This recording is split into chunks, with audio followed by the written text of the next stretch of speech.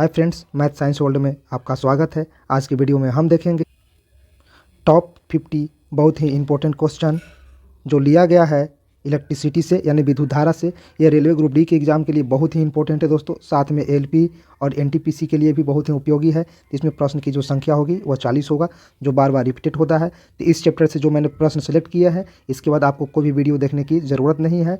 तो हमारा पहला प्रश्न है, धातुओं तथा मिश्र धातुओं की प्रतिरोधकता होती है।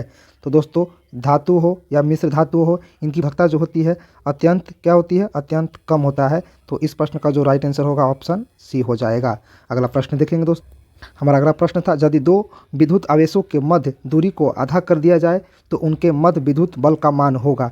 यानी दो विद्युत आवेश दिया हुआ है और उनकी दूरी को क्या कर दिया जाए, आधा कर दिया जाए, तो हमें क्या निकालना है, विद्युत वाहक बल के मान निकालना है दोस्तों। तो देखिए, हमारे पास जो एफ का वैल्यू होता है यानी विद्युत वाहक बल का सब लोग जानते हैं कि क्या होता है, के कांस्टेंट होता है।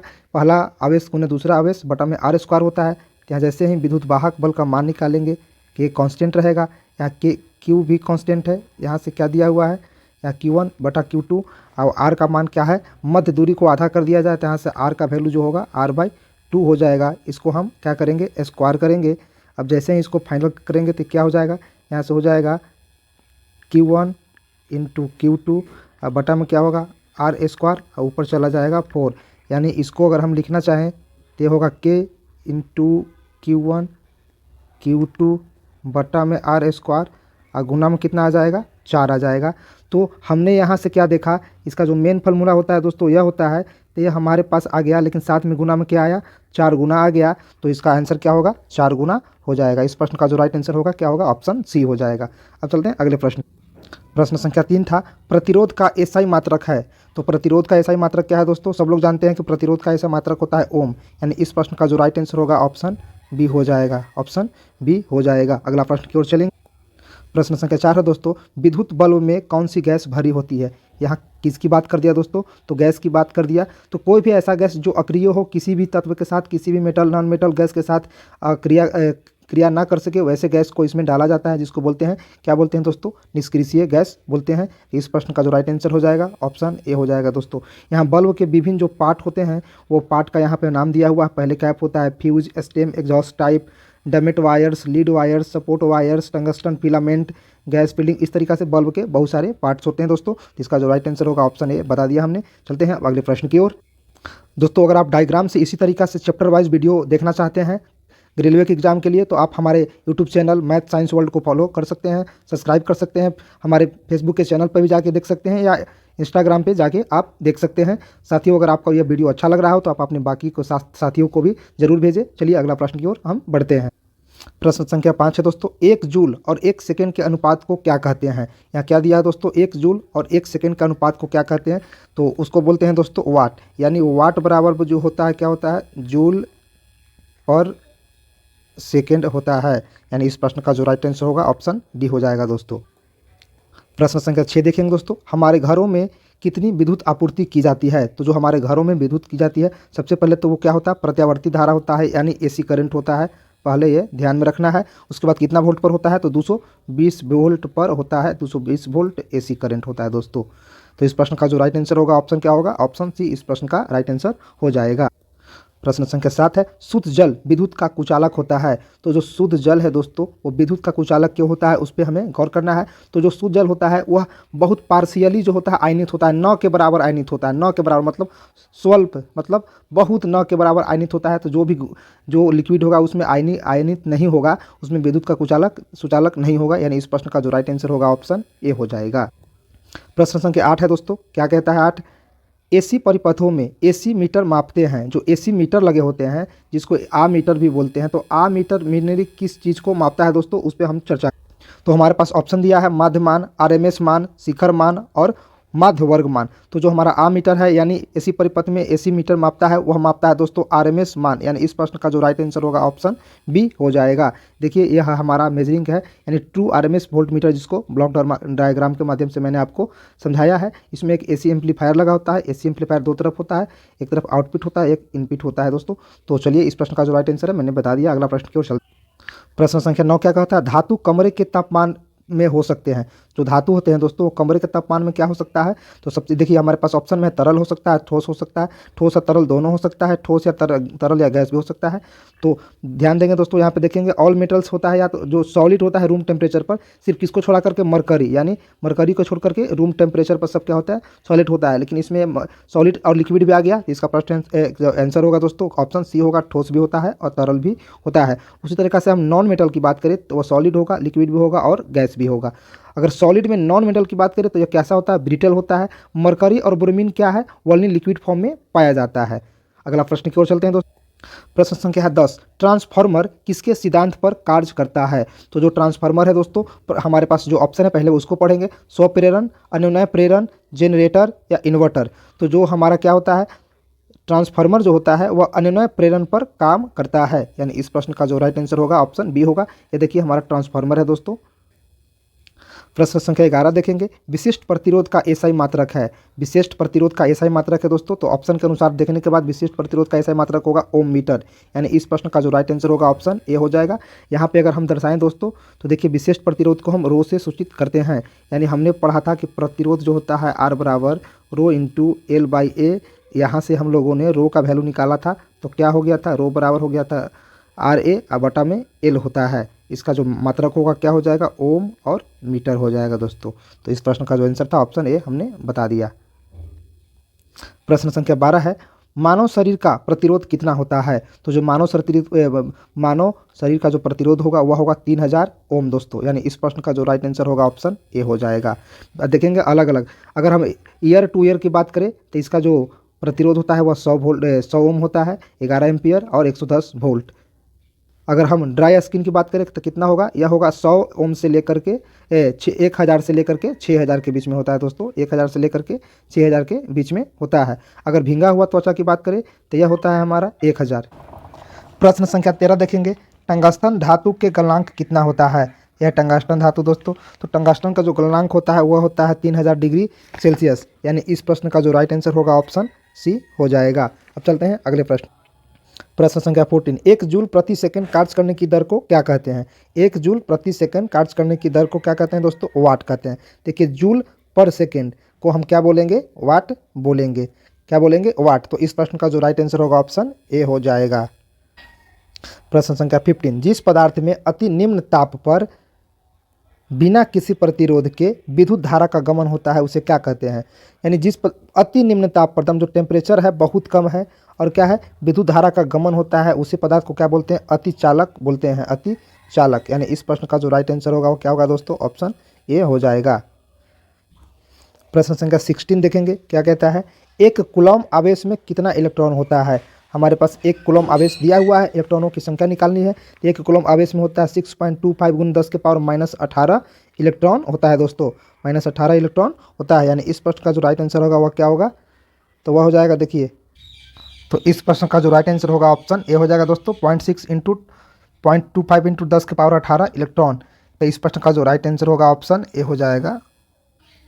प्रश्न संख्या 17, समानांतर क्रम में संयोजित प्रतिरोधों की संख्या घटाने के उपरांत संयोजित प्रतिरोध का कुल प्रतिरोध होता है। यानी हमारे पास देखिए समानांतर क्रम में प्रतिरोध जुटे होंगे, उनमें से अगर एक प्रतिरोध को हटा दिया जाए तो पहले से जो टोटल प्रतिरोध होगा, समतुल्य प्रतिरोध, वो घट जाएगा या बढ़ जाएगा। तो समतुल्य प्रतिरोध का मान क्या होता है दोस्तों, वह बढ़ जाता है। तो इस प्रश्न का जो राइट आंसर होगा ऑप्शन ए हो जाएगा।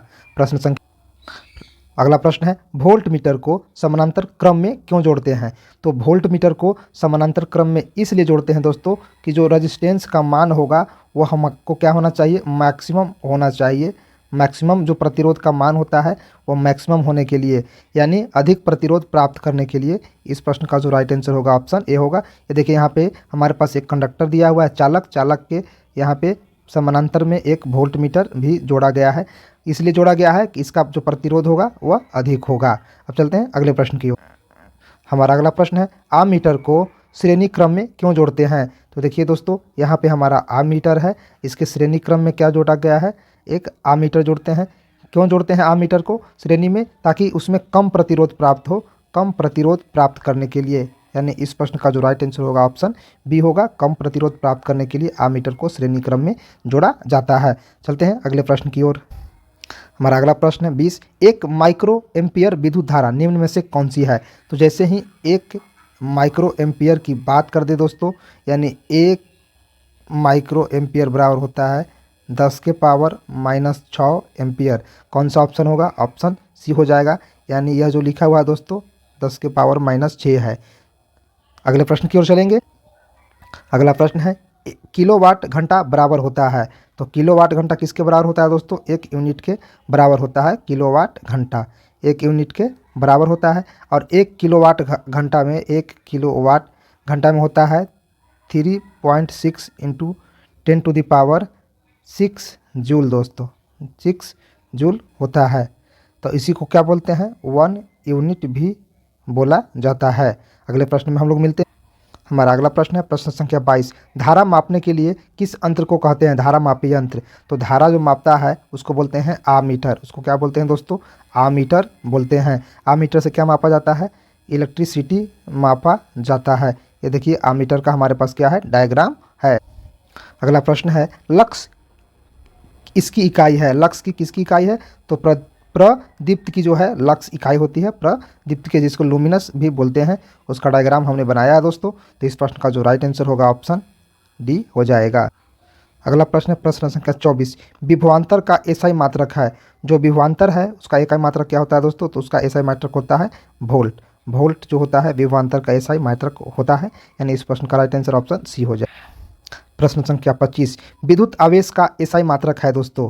देखिए दोस्तों, मैंने बेसिक से बेसिक और जो वीवीआई क्वेश्चन है उसको इस सेशन में लेकर के आया हूं, चाहे उसका लेवल अच्छा हो या फिर उसमें बेसिक भी हो। तो बेसिक वाले को मैंने इसमें इरेज नहीं किया है ताकि आपको बेसिक से समझ में आए। तो प्रश्न था विद्युत आवेश का एसआई मात्रक क्या है? तो विद्युत आवेश का एसआई मात्रक होता है दोस्तों कूलम होता है। कूलम होता है विद्युत आवेश का मात्रक। प्रश्न संख्या 26, जब हमारा शरीर क्या होता है? गीला होता है तो उसका प्रतिरोध कितना होता है? तो जब हमारा शरीर गीला होता है दोस्तों तो उसका जो प्रतिरोध है वो होता है 200 से 300 ओम होता है। कितना होता है? 200 से 300 ओम होता है। बहुत ही वीवीआई क्वेश्चन है दोस्तों, यह आरआरबी एएलपी में पूछ चुका है, एएलपी में। अगला प्रश्न है नाइक्रोम में कौन सा तत्व होते हैं? नाइक्रोम जो हीटर में लगे होते हैं उसका कौन सा, नाइक्रोम जो बल्ब में लगे होते हैं उसमें कौन सा लगा होता है, मिलकर के बना होता है? तो नाइक्रोम जो है निकेल और क्रोमियम से मिलकर के बनता है, निकेल और क्रोमियम, यानी इस प्रश्न का जो राइट आंसर होगा ऑप्शन ए हो जाएगा दोस्तों। नाइक्रोम देखिए यह है विद्युत हीटर में लगाया जाता है। अगला प्रश्न है एल्युमिनियम का प्रतिरोध कितना होता है? तो जो एल्युमिनियम का प्रतिरोध होता है दोस्तों वो होता है 2.63 × 10⁻18 ओम होता है, यानी इस प्रश्न का जो राइट आंसर होगा ऑप्शन ए हो जाएगा दोस्तों। इस प्रश्न का जो राइट आंसर होगा ऑप्शन ए हो जाएगा। हमारे पास प्रश्न संख्या 29 है, जिस विद्युत परिपथ में धारा दोनों दिशाओं में प्रवाहित होता है उसे क्या कहते हैं? तो जब दोनों दिशाओं में धारा प्रवाहित होता है वह होता है प्रत्यावर्ती धारा, यानी एसी करंट। इस प्रश्न का जो राइट आंसर होगा ऑप्शन ए हो जाएगा, यानी प्रत्यावर्ती धारा हो जाएगा। अगला प्रश्न है विद्युत विभव कौन सी राशि है? तो विद्युत विभव कौन सी राशि है दोस्तों? तो यह है अदिश राशि। बिल्कुल सही जवाब दिया आप लोगों ने, यानी इस प्रश्न का राइट आंसर ऑप्शन बी हो जाएगा। अगले प्रश्न देखेंगे। अगला प्रश्न है विद्युत ऊर्जा का व्यापारिक मात्रक क्या है? तो जो विद्युत ऊर्जा का व्यापारिक मात्रक होता है वह होता है दोस्तों यूनिट। यूनिट बताए थे कि एक यूनिट बराबर होता है 3.6 × 10⁻, कितना, 6 जूल।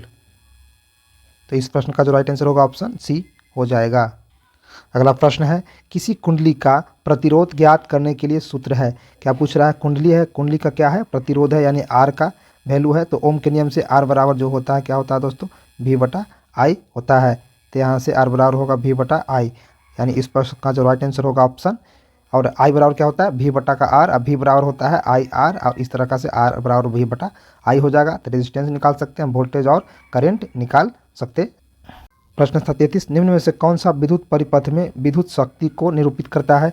यानी दोस्तों पावर बराबर होता है I × R², I × R² बराबर होता है पावर। तो इस प्रश्न का जो राइट आंसर होगा ऑप्शन बी हो जाएगा। अगला प्रश्न है 1 जूल में कितनी कैलोरी होती है? तो 1 जूल में 0.2524 कैलोरी होता है, यानी इस प्रश्न का जो राइट आंसर होगा ऑप्शन डी हो जाएगा। अगला प्रश्न देखते हैं 35, गैल्वेनोमीटर के द्वारा पता लगाते हैं। तो गैल्वेनोमीटर के द्वारा हम क्या पता लगाते हैं? धारा पता लगाते हैं। यह है हमारा गैल्वेनोमीटर, ओल्डोमीटर। यह है यूनिफॉर्म रेडियल मैनीफील्ड, ये जिससे आमीटर से विद्युत धारा की उपस्थिति दर्शाते हैं। तो हमारे पास प्रश्न था गैल्वेनोमीटर के द्वारा धारा का पता लगाते हैं, यानी इस प्रश्न का जो राइट आंसर होगा ऑप्शन सी हो जाएगा। अगला प्रश्न है जल विद्युत केंद्र में टरबाइन किससे चलती है? तो देखिए यह चलती है पानी के तेज बहाव से। पानी आता है, यह अंदर घुसता है, यह देखिए ऊपर में टरबाइन लगा हुआ है, टरबाइन को इसे गोल गोल गोल गोल घुमाता है। तो कैसे चलता है? यह चलता है पानी के बहाव के कारण।